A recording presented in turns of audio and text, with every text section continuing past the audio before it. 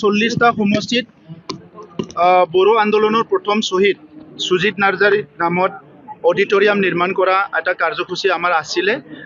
40টা সমষ্টিত আমাৰ 40টা অডিটৰিয়াম নিৰ্মাণ হৈ গ'ল, কিন্তু আমি অলপ বাঢ়াব লগা হ'ল। কিছুমান সমষ্টিত দুটা 52টা সুজিত নাৰ্জাৰী অডিটৰিয়াম নিৰ্মাণ হ'ল। 2020 চনত পলিটিক্সত অহাৰ আগত আমি বিভিন্ন সময়ত ছাত্ৰ সংগঠনত থাকোঁতে ক'ৰবাত মন্দিৰত ক'ৰবা আমাৰ স্কুল ঘৰত আমি মিটিং কৰি আছিলোঁ। সেই সময়ত ঠিকে আছিল, কিন্তু যেতিয়া মই ৰাজনীতিত আহিলোঁ দেখিলোঁ যে ৰাজনীতিত অহাৰ পিছত কিছুমান মিটিংবিলাক স্কুলত কৰিবলৈ অসুবিধা হয়, মন্দিৰত যাই পেলাই কৰিবলৈ অসুবিধা হয়। তেতিয়া অনুভৱ কৰি পেলাই এটা সিদ্ধান্ত লৈছিলোঁ যে 40টা সমষ্টিত 40টা অডিটৰিয়াম নিৰ্মাণ কৰিব লাগে। কিছুমানে কৈছিলে এটা দুটাকৈ কৰক, কিন্তু মই সিদ্ধান্ত ল'লোঁ যে এইটো প্ৰায়ৰিটি, গতিকে চব দলকে লাগে। কৰিবতো আমি UPPL কিন্তু চৰকাৰে কিন্তু কি কয় চবকো লাগে। সেইকাৰণে এতিয়া ভাল এটা অডিটৰিয়াম নিৰ্মাণ হ'ল। এতিয়া গড়েশ্বৰতো আজি ইয়াৰ মুকলি কৰিলোঁ। ইয়াত বিভিন্ন দল সংগঠন, ছাত্ৰ সংগঠন, সাহিত্য সভা বিভিন্ন এই চেমিনাৰ মেল মিটিংবিলাক কৰিব পাৰিব। সুন্দৰ হৈ গ'ল। গড়েশ্বৰ কলেজ আমাৰ গড়েশ্বৰৰ পৰা লৈ উত্তৰে নাওকাটা শুক্লাই এই অঞ্চললৈকে আমাৰ হায়াৰ এডুকেশ্যনেল ইনষ্টিটিউশ্যন নাই। সেইকাৰণে গড়েশ্বৰ কলেজত যোৱা প্ৰায় 2টা বছৰত আমি 2.5 কোটিৰ পৰা 3 কোটি টকা চেংচন কৰিলোঁ আৰু বহুতখিনি কাম কৰিবলৈ গৈ আছোঁ। গড়েশ্বৰ অঞ্চল আমাৰ অতি পুৰণি এটা বিজনেছ অঞ্চল। এই অঞ্চলত বিভিন্ন কাম কাজবিলাক কৰিব লগা আছিলে আৰু ইতিমধ্যে গড়েশ্বৰ টাউনৰ মাষ্টাৰ প্লেনৰ পৰা আদি কৰি বিভিন্ন কাম কৰা হৈ গ'ল। মই বিচাৰিছোঁ যে গড়েশ্বৰ অঞ্চলত বহুত উদ্যমী লোক আছে, বিভিন্ন জাতীয় সংগঠন, সামাজিক সংগঠনৰ নেতৃবৃন্দ বহুত পজিটিভ হয়। অনাগত দিনত আমি সকলো সমিল মিলে আগবাঢ়ি যাব লাগিব।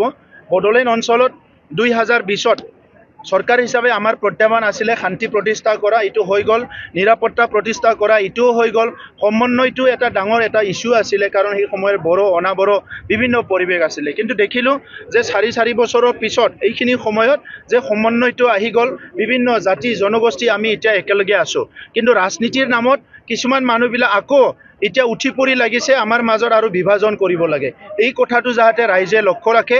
বড়োলেণ্ডখন আমি বচাই ৰাখিব লাগিব। বড়োলেণ্ডৰ আমাৰ মানুহখিনিয়ে বড়োলেণ্ডটো বচাই ৰাখিব লাগিব। ৰাজনীতি কৰিবলৈ 10জনে আহি 10টা কথা ক'ব, কিছুমানে হিংসাৰ কথাও ক'ব ধৰিছে, মৰাৰ কথাও ক'ব ধৰিছে। এইবিলাক ভাল নহয়। যে বড়োলেণ্ডত মৰা মৰি হিংসা হিংসি 30-40 বছৰ আমাক বহুত ক্ষতি কৰিলে। এতিয়া আমি পুনৰ ব্লাড ছেডো নিবিচাৰোঁ, হিংসাও নিবিচাৰোঁ। সমন্বয় মৰম স্নেহ এটা গণতান্ত্ৰিক প্ৰক্ৰিয়াৰে আমি চবে আগবাঢ়ি যাবলৈ বিচাৰোঁ। ৰাস্তা পদূলিত লিডাৰবিলাক আহিলে দেই আৰু হলতো নহয়।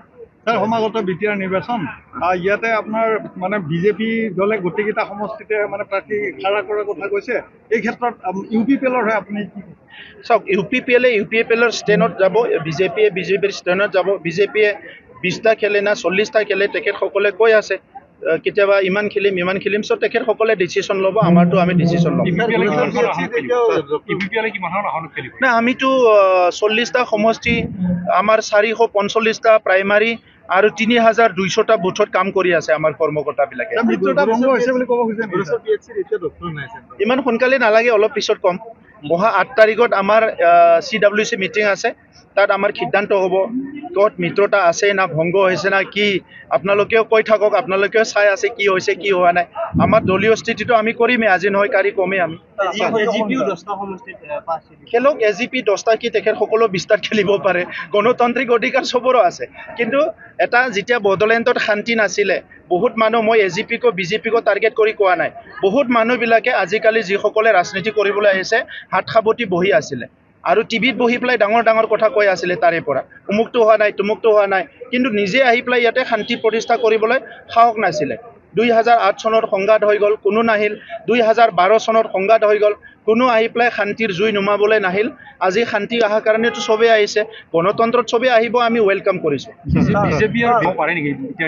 চাওক, ফেক্টৰটো চবেই ফেক্টৰ। আপুনি ইলেকশ্যনত খেলিলেও ফেক্টৰ। ইয়াত ফেক্টৰ বুলি একো মেটাৰ নাই আৰু ফেক্টৰ বুলি চবেই আছে। ইলেকশ্যনত যদি আপুনি অকলে খেলে, সাংবাদিক হৈও যদি গড়েশ্বৰত কণ্টেষ্ট কৰে, আপুনিওতো 5টা ভোট লৈ যাব, হয়নে নহয়? 5টা ক'লে আপোনাক ইনচাল্ট কৰা হ'ব। মানে 1000 ভোট বা 500 ভোটটো আপুনি নিব নিজৰ পৰিয়ালৰখিনি, সেইটোও ফেক্টৰ হয়। BPFক লৈ বেলেগে শংকিত হৈছে, আমি দেখিছোঁ। BPFক লৈ বহুতৰ মানে শংকিত হৈ কিবা জল্পনা কল্পনা হয়। UPPLে BPFৰ লগত যুঁজিয়ে এই লেভেলত আহিছে, গতিকে BPFক লৈ আমি কি চিন্তা কৰিম? GSP নহয় আৰু কিবা কিবি SP আহি যাওক, তাত আমাৰ ক'ব লগা নাই। UPPL নিজৰ ষ্টেণ্ডত লৈ পেলাই আমি কাম কৰিম, কাৰণ আমাৰ উদ্দেশ্যটো ক্লিয়াৰ। বড়োলেণ্ডত শান্তি লাগে, নিৰাপত্তা লাগে, উন্নয়ন লাগে, সমন্বয় লাগে। 5 দিন আগত ক'ম, নমিনেশ্যনৰ 5 দিন আগত। কালি বৈঠক হৈছিলে হিমন্ত বিশ্ব শৰ্মাৰ, তাতে কৈছে যে পূৰ্বৰ দৰে ইউপিপিএলৰ নিচিনাকৈ মিত্ৰতা থাকিব বুলি কৈছে, ইংগিত এটা দিছে। কি ক'ব? আমি নাজানো কি কৈছে কি কোৱা নাই, মই টিভিও চোৱা নাই। 8 তাৰিখে আমাৰ CWC হ'ব, তাত সিদ্ধান্ত হ'ব আমি কাৰ লগত এলায়েন্স কৰিম নকৰিম, কি কৰিম নকৰিম, আমাৰ CWC সিদ্ধান্ত ল'ব। ঠিক আছে। फरायसाफोरनि थाखाय मोनसे फोसावथाय। सोलोंथाइ बोसोर 2025-26 नि फरायसाफोरनि थाखाय गोदानै मुं थिसननाय लानानै फैदों रुनिकाटानि UN एकाडेमिया। चिरां जिल्लानि रुनिकाटायाव थानाय UN एकाडेमिया देग्लायनिफ्राय HS फार्स्ट इयारनि सोलोंथाइ होनायखौ जागायबाय। बे एकाडेमियाव 11 थाखोनि आर्ट्स स्ट्रीमनि गोदानै मुं थिसननायखौ दासान्दि लागासिनो दं।